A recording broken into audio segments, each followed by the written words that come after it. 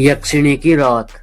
घने जंगलों के बीच बसा था नंदेश्वर, एक छोटा शांत सा गांव। दिन में यह गांव उतना ही सामान्य दिखता था जितना किसी पहाड़ी इलाके का कोई भी गांव। पर जैसे ही सांझ उभरती, हवाओं में एक अनजानी कंपन घुलने लगती थी। बूढ़े लोग कहते थे कि यह धरती किसी अनदेखे प्राणी की प्रतीक्षा करती रहती है, और वह प्राणी है वन यक्षिणी। गांव में ऐसी कथाएं सदियों से प्रचलित थी, मगर जब तक भय मन में दबा रहे, लोग अपनी जरूरतों के लिए जंगल जाना नहीं छोड़ते। उन लोगों में से एक था आदित्य, गांव के विद्यालय का युवा शिक्षक, हंसमुख, पढ़ा लिखा और तर्कवादी। उसे इन यक्षिणियों, प्रेतों और पिशाचों की कहानियों पर हंसी आती थी, पर वह नहीं जानता था कि किसी भय की सच्चाई तब सामने आती है जब वह स्वयं मनुष्य का मार्ग रोकने लगती है। अद्भुत स्त्री का पहला दर्शन। उस दिन आदित्य शाम ढलते ढलते शहर से लौट रहा था। रास्ता लंबा था और जंगल घना। उसने तय किया था कि अंधेरा होने से पहले नदी वाला मोड़ पार कर लेगा, पर उसे देर हो गई। आसमान पर बादल पसर गए थे और हवा में नमी फैलने लगी थी। वह जल्दी जल्दी कदम बढ़ा रहा था कि तभी उसने आगे पेड़ों के बीच एक आकृति देखी। एक स्त्री।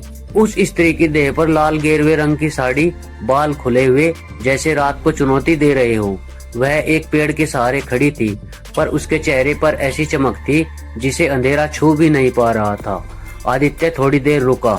इस जंगल में इतनी रात को कौन? स्त्री ने धीमे से मुस्कुराया। उसकी मुस्कान में कुछ ऐसा था जो मन को खींचता भी था और विचलित भी करता था। डरो मत, वह मधुर स्वर में बोली। मैं रास्ता भटक गई हूँ, क्या तुम मुझे गांव तक पहुँचा दोगे? आदित्य ने सोचा, कौन अंधेरी रात में अकेले निकलता है, और यह आवाज भी कितनी अजीब है। फिर भी उसने कहा, हाँ चलिए, मैं भी गांव ही जा रहा हूँ। जब वे दोनों साथ साथ चलने लगे, आदित्य को लगा कि उसके कदमों की आवाज नहीं आ रही। वह जमीन पर पैर रखती भी है या नहीं। वह सोच में ही था कि अचानक स्त्री बोली, तुम डरे हुए लगते हो। आदित्य हिचकिचाया, नहीं, बस अंधेरा थोड़ा ज्यादा है। अंधेरा तो मेरा घर है, वह अचानक बहुत धीमे पर विचित्र स्वर में बोली। आदित्य के भीतर पहली बार कपकपी उठी। गांव के बुजुर्ग की चेतावनी। अगले दिन गांव में चर्चा थी कि आदित्य ने जंगल में रहस्यमय स्त्री को देखा है। सब लोग उत्सुक थे, पर गांव की बहुतेरी बुजुर्ग की आंखें फैल गई। लाल साड़ी, खुले बाल, रात का समय। उसने घबराते हुए कहा, वह स्त्री नहीं, वह वन यक्षिणी है। आदित्य इस बात पर हंस पड़ा। अम्मा, यह 21वीं सदी है, अब भी ये पुरानी कहानियां। अम्मा ने गहरी सांस ली। तुम नहीं समझोगे, यक्षिणी रूप बदल सकती है। वह भटकती आत्माओं को अपनी ओर खींचती है। जो उसकी आंखों में झांक ले, उसका मन, उसका शरीर, उसका जीवन सभी उसी का हो जाता है। अम्मा, मैंने उसकी आंखों में नहीं देखा, आदित्य ने कहा, लेकिन भीतर कहीं उसे याद आया। वह मुस्कान, वह चमक, वह आंखें जिनमें अंधेरे की लपटें तैर रही थी। यक्षिणी का दूसरा आगमन। उस रात आदित्य देर तक करवटें बदलता रहा। नींद आती थी, पर एक अजीब सी बेचैनी उसे जगा देती थी। बाहर से हवा का तेज झोंका आया। खिड़की अपने आप खुल गई और खिड़की के बाहर वही स्त्री। मैं तुम्हारा इंतजार कर रही थी, वह नरम आवाज में बोली, जैसे हवा उसकी आवाज दोहरा रही हो। आदित्य का गला सूख गया। उसने खिड़की बंद करने की कोशिश की, पर जैसे किसी अदृश्य शक्ति ने उसके हाथ रोक दिए हों। स्त्री अंदर आ गई, बिना दरवाजा खोले, जैसे धुएं की कोई लहर कमरे में घुस आई हो। डरो मत आदित्य। उसकी आवाज अब मानवीय नहीं थी, एक सम्मोहित करने वाली फुसफुसाहट थी। तुमने मुझे रास्ता दिखाया, अब मेरी बारी है। मैं तुम्हें अपने संसार का रास्ता दिखाऊंगी। आदित्य पीछे हट गया। उसके पांव कांप रहे थे। कमरे में अचानक ठंड फैलने लगी। स्त्री धीरे धीरे अपना असली रूप लेने लगी। उसके बाल सांपों की तरह लहराने लगे। आंखें गहराती अंधेरी आग की तरह चमकने लगी। उसके पैरों की दिशा उल्टी थी, ऐसे जैसे कोई प्राणी उल्टा चल रहा हो। तुम यक्षिणी हो, आदित्य किसी तरह बोल पाया। यक्षिणी मुस्कुराई, हाँ, और तुम मेरे हो चुके हो। रात का पीछा।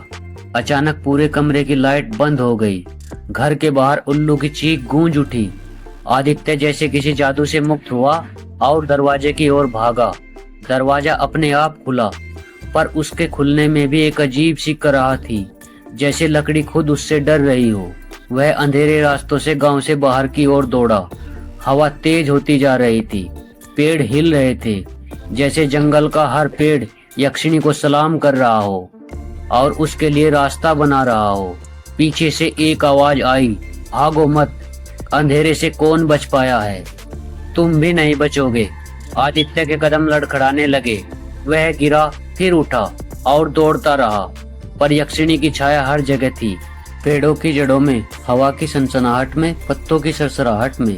प्राचीन मंदिर की शरण।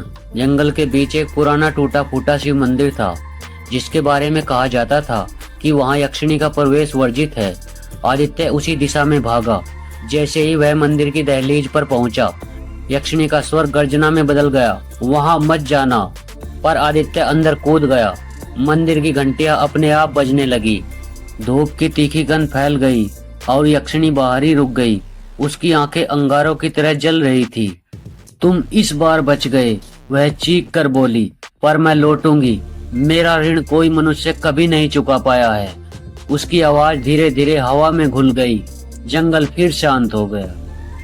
यक्षिणी का रहस्य।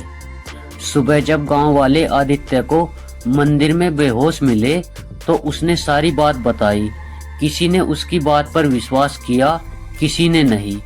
पर बुजुर्ग अम्मा ने कहा, यक्षिणी तब आती है जब किसी मनुष्य की मृत्यु उसके कारण अधूरी रह गई हो। शायद तुम्हारा उससे कोई पुराना संबंध है, या फिर उसने तुम्हें अपने लिए चुन लिया है। आदित्य गांव छोड़ने की सोचने लगा, पर रातें उसे चैन से सोने नहीं देती। खिड़की के बाहर हमेशा ठंडी हवा चलती है और कभी कभी लाल साड़ी का एक कोना लहराता हुआ दिख जाता है।